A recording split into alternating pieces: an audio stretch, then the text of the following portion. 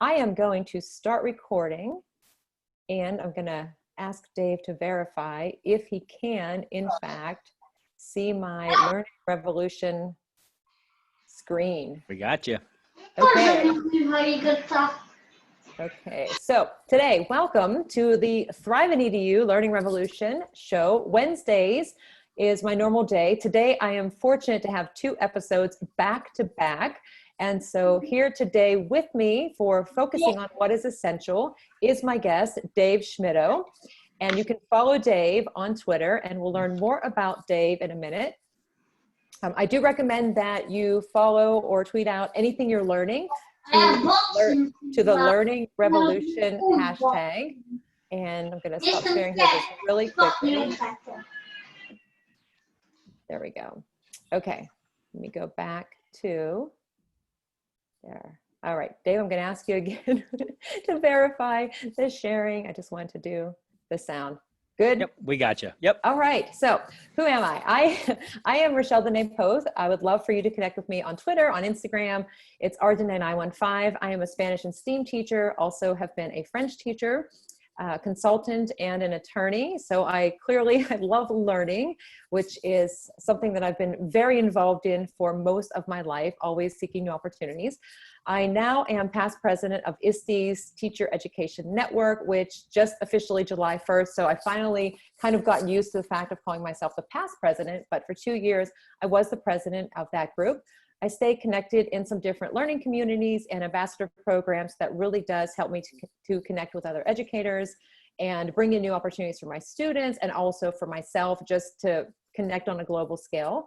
I keep myself occupied. I'm also an author and a blogger, and in the last year, a little over a year, probably almost a year and a half, I've written a couple of books, and none of that would have been possible without the connections I made, my students, the learning that has happened over a period of time where I've made a lot of changes in my practice and also personally and professionally how I've grown. So beyond that, I love engaging in chats on Twitter. I co-host Formative Chat and have a podcast and my show here on Wednesdays, which is Thrive in EDU. And every Wednesday I have a different guest or guests, and we talk about topics in education.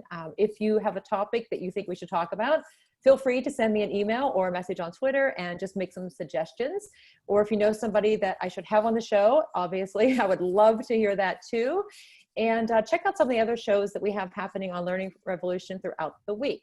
But for today, I'm going to introduce you to my friend and an amazing educator, Dave Schmittou, who is here to join us. And I am going to let Dave tell you a little bit about himself, and then we will get started with our conversation for today. Today. Awesome. Thank you. First of all, my resume, my experience is nothing like yours, Rachelle. Every time I hear you break down all the things that you do, I'm completely humbled and just in awe of how you do all the things and all the things so well. So kudos to you. Who am I, though? I am first and foremost father of 4 awesome kids. My oldest is starting high school this year. My youngest just turned 5 on Sunday. And then they kind of cover that gap right there. So they are my reason why. They are the focus of all that I do. And they're also the ones that have helped shape my lens as an educator. Because in education, I've had the opportunity to do quite a bit of things. I've had the opportunity to teach for almost a decade. I was an assistant principal, assistant superintendent, college professor, kind of done every role outside of custodian. Well, even as a principal, there were many days I served as custodian and cafeteria worker. You do all of those things. But I also have some things that fill my passion bucket, the things that really drive me professionally and also personally. And that's the writing, speaking, consulting, talking to amazing people like you, and just trying to amplify the voices of other people. You mentioned I've had the opportunity to write a few books, but most of my books, just an accumulation of other people's wisdom that I've soaked on and resonated on for a while. And then I just try to put my own spin and flair on it. So that's who I am in a nutshell. And I'm just super excited to be here and to have another opportunity to talk to you. Anytime I can talk to you, I'm like, yep, I'm in. Sign me up. I know. So I enjoy it. And I also appreciate the fact that a lot of times when I'm on something, or you're on something too, there's that engagement. And just, I mean, even the other day, like, you're popping in and you're supporting. And so I'm very appreciative of you. And look at all the things that you do too. So I don't want to hear that you are like, we all have a lot of things on our plate. And I think we keep on taking more because we just see so much value in it. And like you said, like it fills your bucket, you're passionate about it and we want to keep learning, but we also need to kind of keep going because so many things are changing. And right. So I appreciate you being here today to talk with us. And I'll drop again some links to your Lasting Learning podcast, which I was so honored to be one of your guests on because that was a lot of fun. And I will share where people can find more information about you and your books. So just again, if you want to ask questions, drop them into the chat, introduce yourself, let us know where you're joining from. And then of course, tag us in some tweets or follow both of us on Twitter. And then of course, I will drop the link to the group of Thrive in EDU so you can find out what is coming up over the next couple of weeks for this show. So with that, I am going to stop sharing and we are going to have conversation. So if you do have questions, we're going to focus on today. I don't know, Dave, what are we going to focus on today? So I think that's awesome. It's almost like you set that question up because really the question is, how do you focus on the focus? How do we determine what's the essential thing that we need to be talking about, engaging in, and doing both now and into the fall? You know, I think it's interesting that just in the introductions, and it's almost like it was scripted, but I promise you it wasn't. We were talking about all the things that we're doing. And even before we started recording today, Rachelle, you and I were talking about how busy we are and how it's so hard to prioritize and find those things that drive you and focus on those things. You talked about going out for walks in the morning and afternoon. And for me, it's going for runs. I see other people on here that I know very well, and I know that they find those unique opportunities to focus on who they are as individuals as well, and they make that a centerpiece for all that they do. But even beyond that, when we start moving into the classroom, whether the classroom is a computer screen or the classroom is a physical classroom, into the fall, when it's going to look different regardless of what your structure is, whether it's going to look different because you have half as many kids in the classroom or you are teaching through a computer screen, somehow, some way, we have to identify what's going to be the essentials. What are those things that we're willing to die on? What are those foundational things that we need to hold on to and fight to the death for?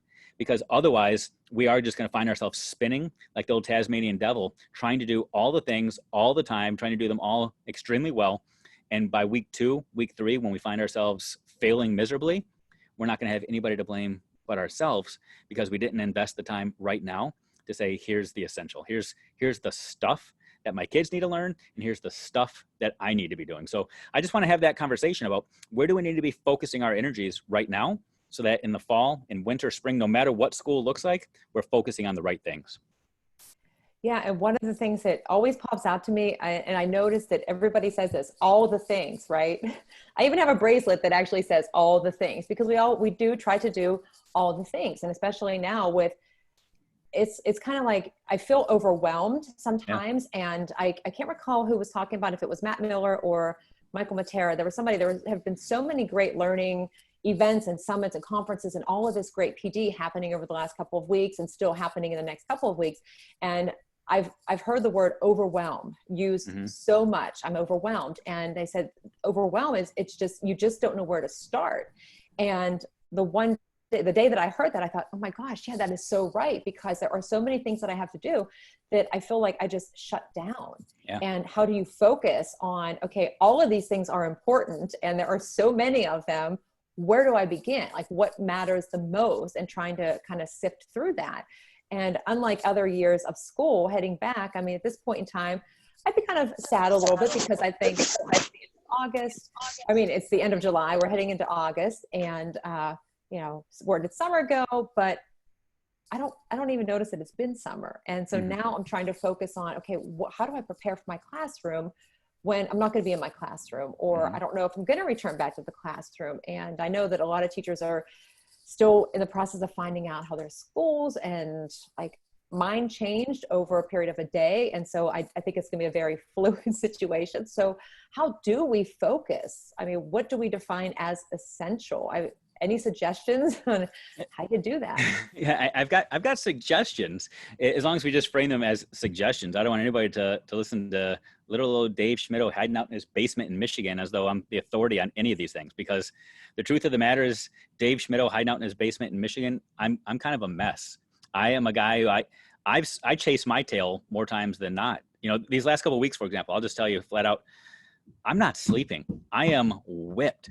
And I'm whipped primarily because I'm saying yes to anything and everything right now. And I feel like I'm just going 1,000 different directions, and I don't have this laser focus to say, here's where I need to find my center. And I know there's a lot of other people doing that right now too.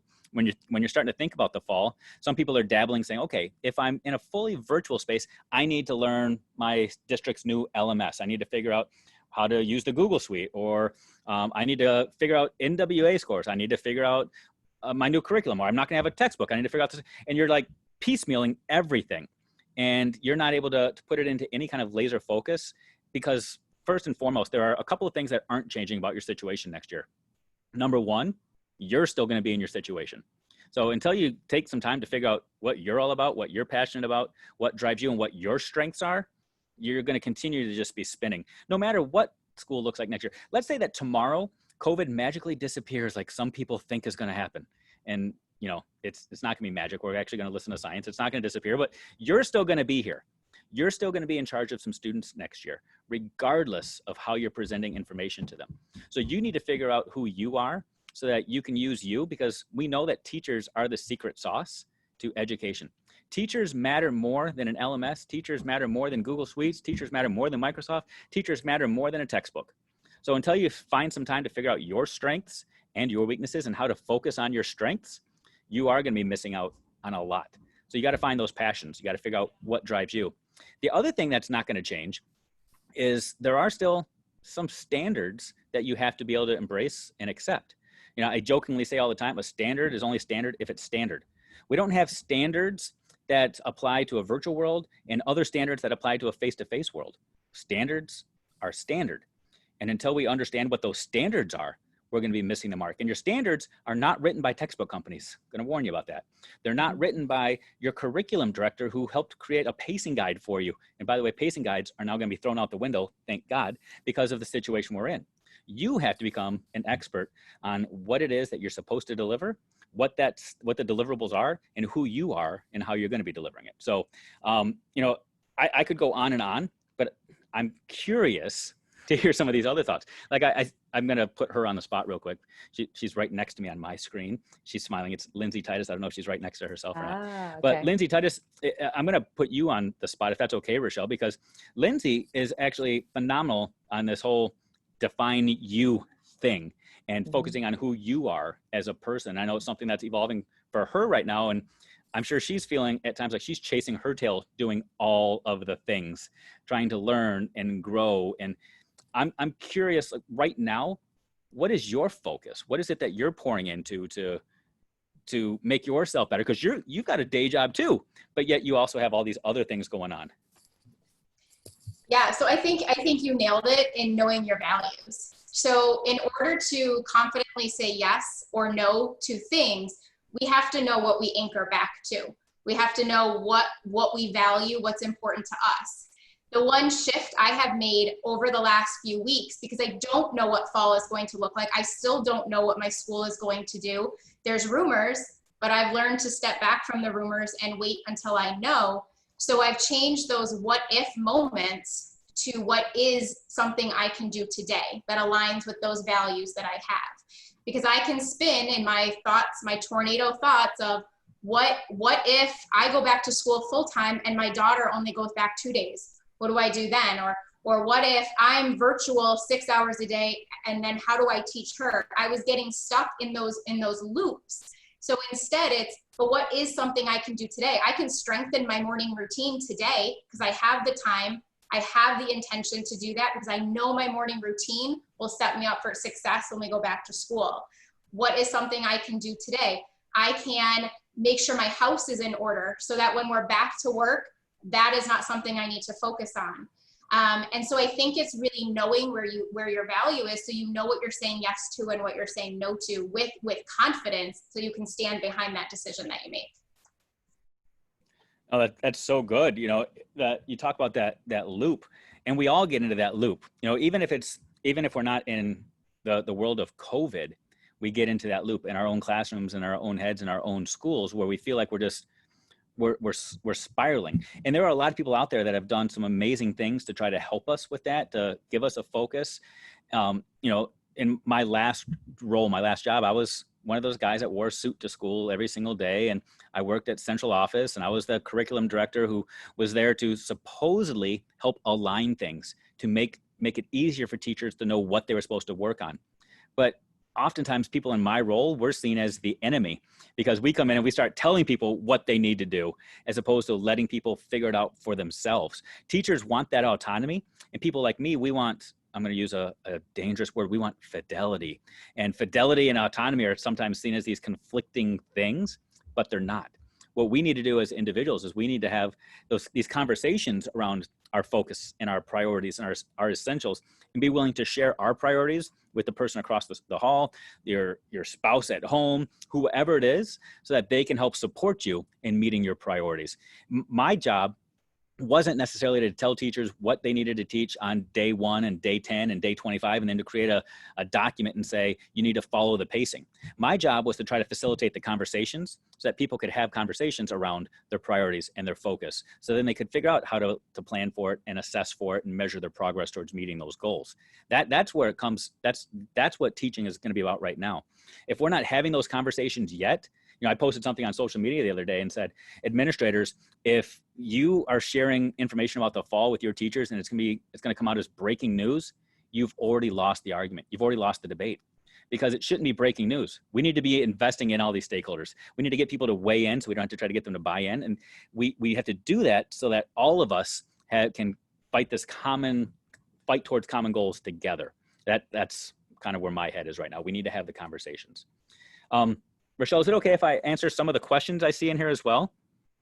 You can, and I so appreciate you getting Lindsay to join in, which it's great, because with these shows every week, I mean, the purpose is, yeah, I'm here to talk to my guest or my guests, but we really want it to be interactive and meaningful, and for you to ask questions and to feel comfortable unmuting yourself and coming on camera or not coming on camera, and to just share your experience, because we truly do. I mean, this is a great opportunity to learn together, especially through, unfortunately, Dave, when you were talking, I really thought that COVID was going to disappear tomorrow. I was hoping, because I want things to go back to a certain extent how they were, to what was more of a normal experience. I'm looking at the positives of using this to help me to change my practice as an educator and all of that. But I would like a little bit of, I don't know, more normal. But I hear you. Yeah, certainly there are some great questions coming into the chat. So I will leave it to you. I'm just here.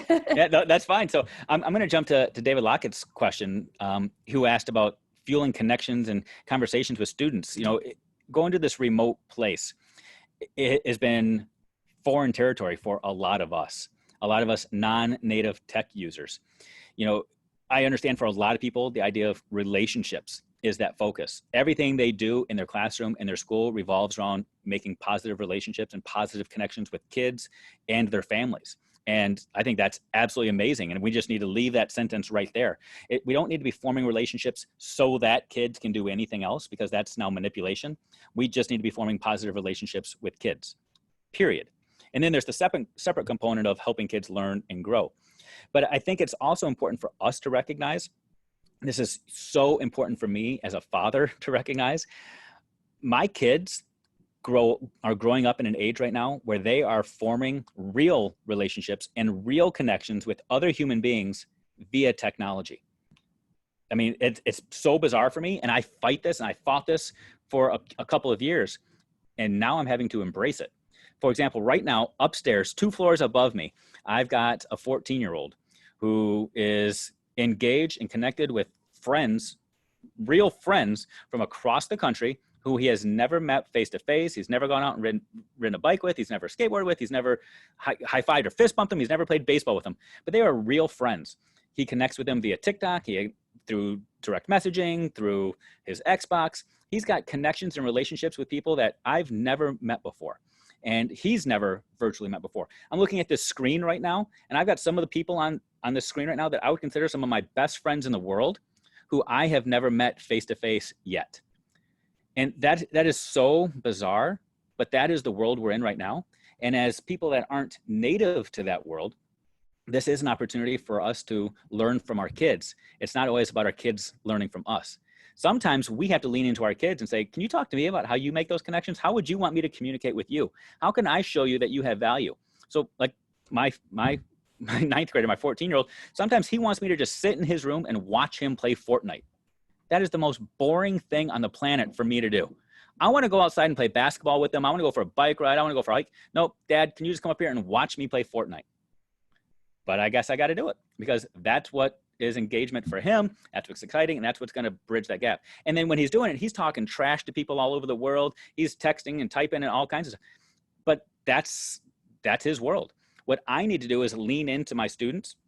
So if I'm teaching students in the fall and it's going to be completely remote, completely virtual, I can't just send out a blank statement and say, this is how I'm going to communicate with you. My office hours are going to be from 9 to 10 on Tuesdays and Thursdays. Email me if you have questions. Because guess what? That might be how you communicate, but that's not how your kids communicate. You're going to have very few kids show up for office hours from 9 to 10 in the morning or sending you an email. Maybe your kids say, hey, if I have a question, can I send you a message via a private Instagram account or through TikTok, or can I send you a snap? Something along those lines. This is an opportunity for us to learn how our kids communicate. And when we embrace somebody else's communication method and modality, that is the greatest way to strengthen a relationship. When you try to force somebody to communicate to you in your method and your modality, that's the greatest way to show selfishness and arrogance and pride. So just lean in to the way that others need you to communicate. I mean, this is good marriage advice too. You got to figure out how your spouse wants you to communicate and go that route, as opposed to always saying, no, this is how I need you to talk to me and how you need to listen. Do the same thing with our kids. I love that answer. And I love it just, I don't know, listening to you talk just gets me like, yeah, I could do this. I'm not overwhelmed anymore. And the lean in, that's something too with my students. I've been saying that, like, lean in and listen more, because I wasn't doing that for a long time, and to get to know what their preferences are and to make those connections. And it's funny hearing you talk about your kids, but when people hear that I don't know, like, oh, I have this friend, and I talk about Mandy, and we all know the same people, right? And right. Dave and I have never been in the same space, but I've seen him a lot on different things like this in Zoom meetings. But you build these connections and relationships with these people, and especially now we can't be in those same physical spaces, which we very much want to be, but you have that supportive network for it. And it's the same for our students. And I know that just in the times that our school was closed, getting some feedback from my students about what they need and checking in with them, because for a while I was just focused on, oh my gosh, I have to fit all of the stuff from my classroom into this, for whatever this space is. And I wasn't really mindful of their circumstances and what they were feeling. And once I stopped and was kind of leaning in and checking in on them and using these different ways to build those relationships, even though we're not in that same physical space, but even thinking, okay, it'll be back to normal in the fall. Yeah, for sure. Now we're not in that normal kind of situation. So, yeah. So, and I think going back to the heart of David's question was, he's identified that a priority for him is connections and relationships. That's amazing. That's huge. But he's already come to that realization. So now his focus is, how are kids already communicating? How do they feel valued? And then that needs to be his focus and his lens to say, that's what I'm going to lean into. We can spend all day trying to learn the LMS in our district or figuring out how our office hours are going to work. That's all great and good. But if it doesn't support your ultimate goal, it's just time not well spent. So focus in on what is of value to you and what's a priority. Yeah, great. There were a couple more questions too. Yeah. I see JC here from Canada. Yes. Mm-hmm. All these Canadian friends joining us. I love it. Because I see Livia on here too, and she's another Canadian friend. JC says, how do we plan courses distance for others to teach? And in doing that, make sure that the learners are a priority. Ooh, I love that question. I love it so much. Love it so much. So I'm going to say something that is kind of within my lens of pseudo expertise, not an expert, but it's what I talk about a lot. And it's assessment.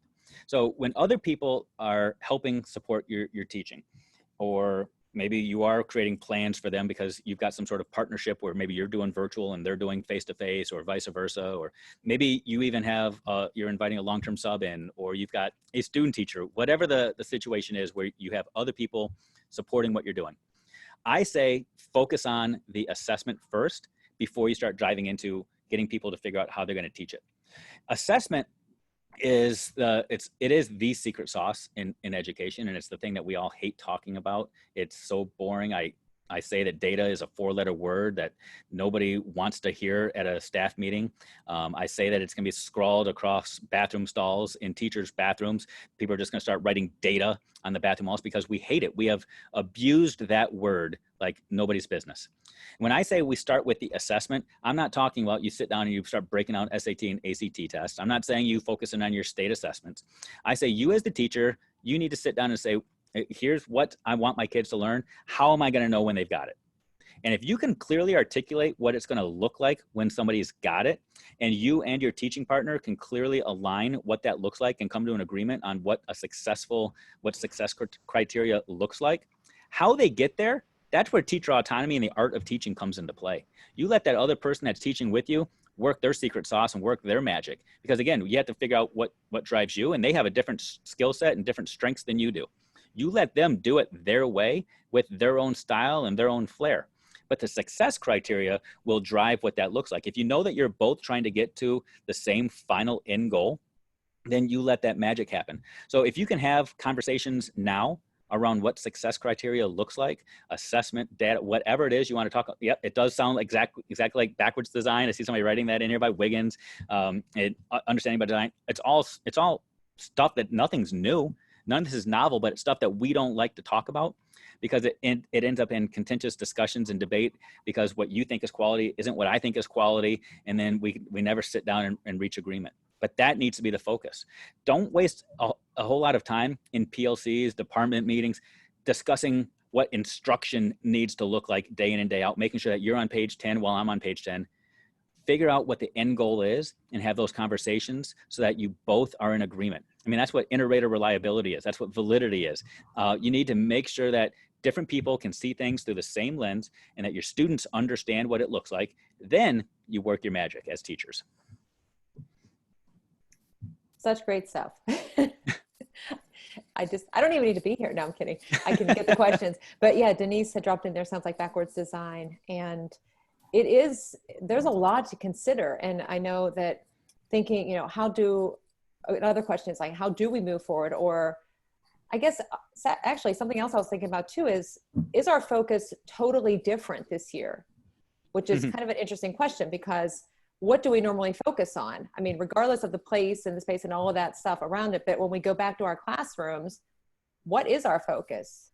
Yeah, I would say yes, our focus is probably going to be different, but to our advantage.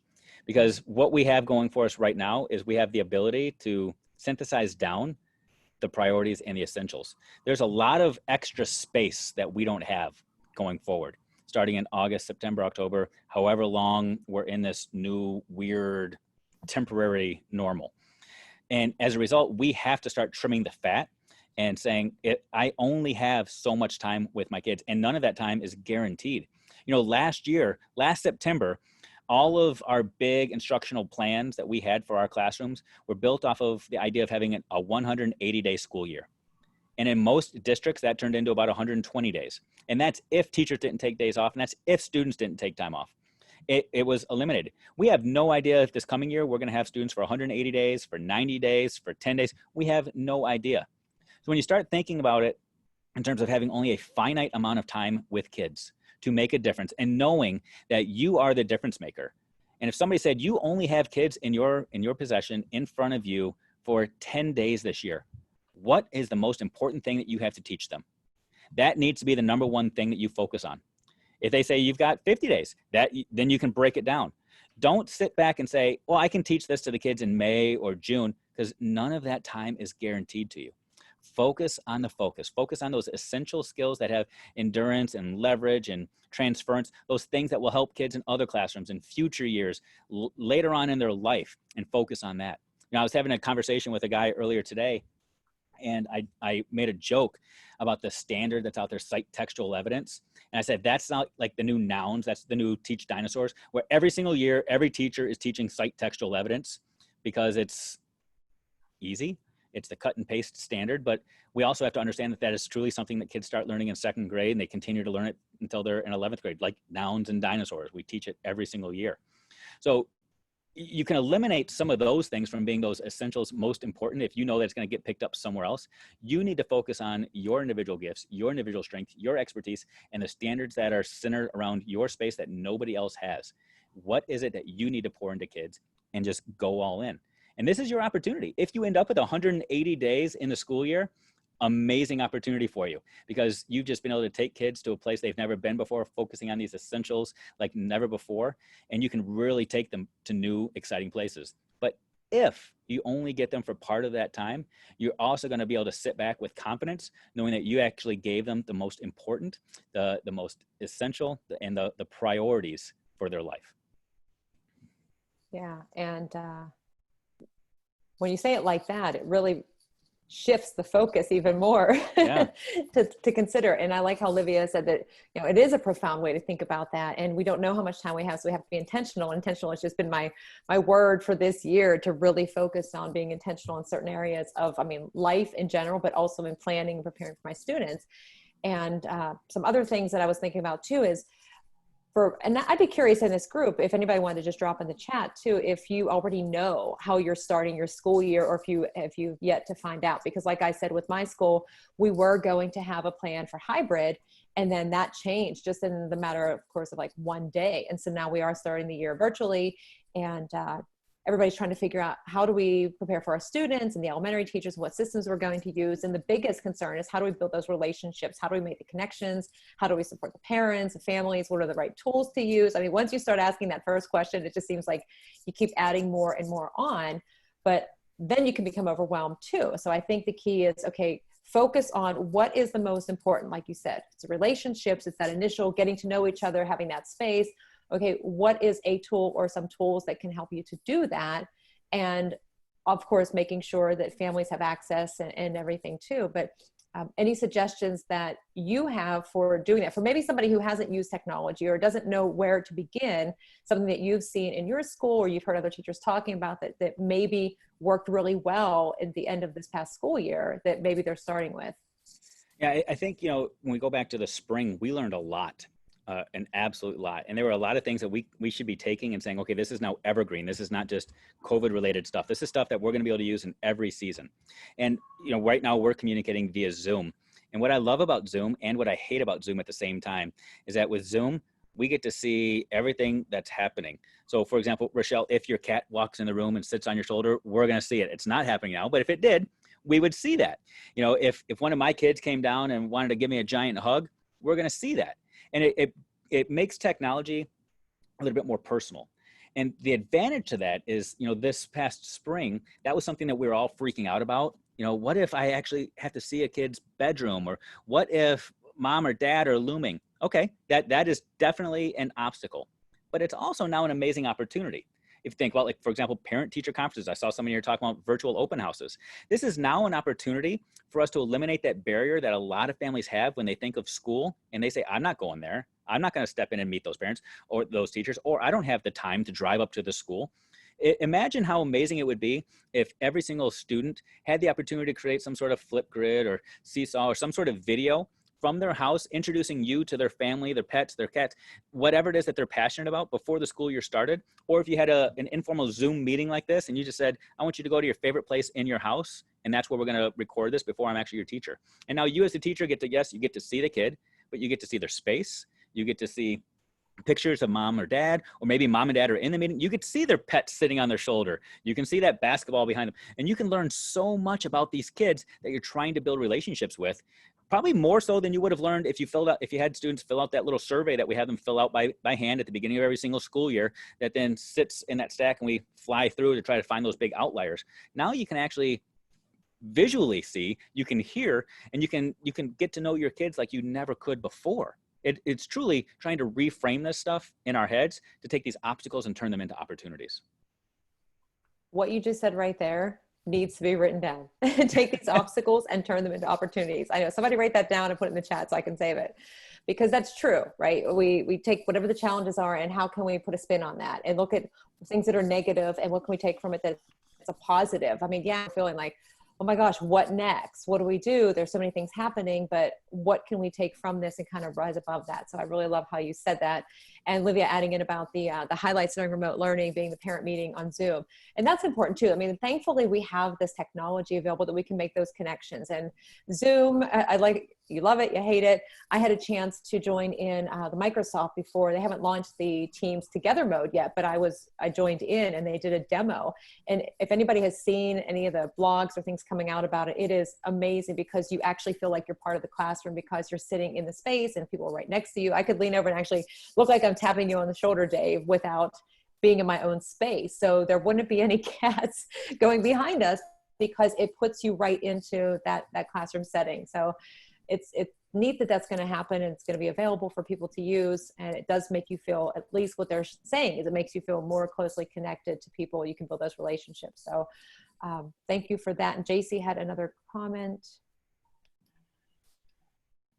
I was trying to read what that one said too. If anybody else has experiences too to share, and I know somebody did drop in about how your school's tentative plan, but waiting for the governor to sign off. Yeah, it seems like after this weekend, it's going to be kind of like that time where a lot of things are going to be shared of what the plan is going to be. Of course, we know that could change too. But you know, Rachelle, I know right now it's magnified because we're looking at extremes of what school could look like in the fall. But there are times every single year where we are waiting around for others to make decisions about what school will look like for us next year, whether it's what classroom am I going to have next year? What grade level am I going to teach next year? What students am I going to have? Maybe I haven't even gotten my student list yet. And we tend to always have these things we're waiting on other people to decide things for us. I mean, those things are always there. And again, I know it's magnified, virtual versus having your own classroom. But you know what is so exciting right now is we don't have to spend a lot of time sitting back thinking, what is my bulletin board going to look like this year? Yeah, that's cool. Have a nice, pretty classroom. But that should never be the focus of getting back to school. You don't have to sit back and think about some of those things. Yeah, you can sit back and you can think about what kind of masks do I have to wear? What kind of PPE do I need to go buy? Or you can just say, okay, somebody else will handle that. I can get back to focusing on the focus, which right now, regardless of your setting, again, there are some things that don't change. You know, I said earlier today that for the first time in our lives, we might actually be able to use the Venn diagrams we learned about in middle school. You know, you draw those two circles and you have to say similarities and differences, compare and contrast. This might be the first time in your life you actually get to use one of those. You could have a Venn diagram where on one side you say fully remote, the other side is fully face-to-face, and then where those two things intersect and you've got all these things that need to happen regardless, that is where you spend your time and energy. Quit worrying about those outliers. The outliers will take care of themselves. Other people will help you with those, or you can worry about it once the decisions are made. Right now, focus on the middle. Focus on you. That's not changing. Focus on those standards. That's not changing. Focus on making your assessment relevant, powerful to kids, and focus on relationships. That's it. Figure out what's in the middle of your little Venn diagram, and then the classroom can take care of itself, the computers can take care of themselves, or we'll figure that out as the time comes. But don't stress about it. You know, we say all the time, focus on the stuff that you can control. There's a whole lot right now that we can't control that we are all trying to focus on. Focus on what you can control, period. That is good advice. Although I think like a lot of things, it's hard to follow because all of this information's coming and you have questions. And I don't think anybody has really disconnected from school. I mean, for me, I feel like it's just been one ongoing school year that I don't feel like I've even wrapped up the prior school year yet to embrace this new school year. So right. It is a little overwhelming. We had a meeting yesterday morning that was about 2.5 hours about professional development. What do our teachers need? And in my school district, we don't have a tech coach. And so I've kind of filled in and helped and volunteered time just to give, learning from experiences like this that I can share and bring back, because these types of things bring in people from all over the world. So it's good to have those different perspectives and see what might have worked for you, we tried, didn't work for us, or what didn't work for us might work for you. So being able to collaborate in the space. But after, I think about 30 minutes into the meeting, I was starting to feel kind of the pressure and the stress about, oh, where do I even start? Yeah. And I think really just for me, I mean, in prior years on day one, and I've apologized for this, I was like, I got to start teaching Spanish today, homework, here's procedures. And that was it. But then I got away from that and focused more on the relationships and creating all of that space, you know, for my students to get to know each other and for me to get to know them. And so I need to do that now. And so I'm trying to focus on what would I normally be doing? Mm-hmm. Can I make a video? And if I don't need the video because we're back in class, great. Then I have an extra resource I can share with students at some point, or parents if they want to help students at home. So lots of things to still consider, but. Right. It comes down to, don't feel overwhelmed by having to plan. I'm trying to address one of the questions here too, by feeling like you have to plan a bunch of activities when you don't even know the end goal. Until you know the end goal, until you know what you're trying to obtain, activities just become activities. You have to know where you're going before you start planning how you're going to drive there. You know, if I tell my kids, I promise you this summer, we're going to go to Dinosaur World. We're going to go to Disney World. We're going to go to Disneyland. We're going to go to New York City. We're going to go see the Seattle Space Needle. We're driving all over the place for absolutely no rhyme or reason. But if I say we're driving from here in Michigan and we're heading down to Orlando, Florida, then I can look and see where all the things are on the way, and I can plan the trip more successfully and come up with activities that support our drive, as opposed to driving all over the country, putting miles on my car that aren't needed. So don't waste your time coming up with a bunch of activities that are just going to be activities that are going to waste your time, energy, or gas money. Come up with things that support your ultimate goal. And thank you for that. And thank you, Lindsay, for sharing some ideas in there. And it's great to just ask whatever questions you have, share some advice, and answer each other's questions. I always recommend that too. And as we wrap up here a little bit, don't forget to join the group on Learning Revolution for Thrive and EDU.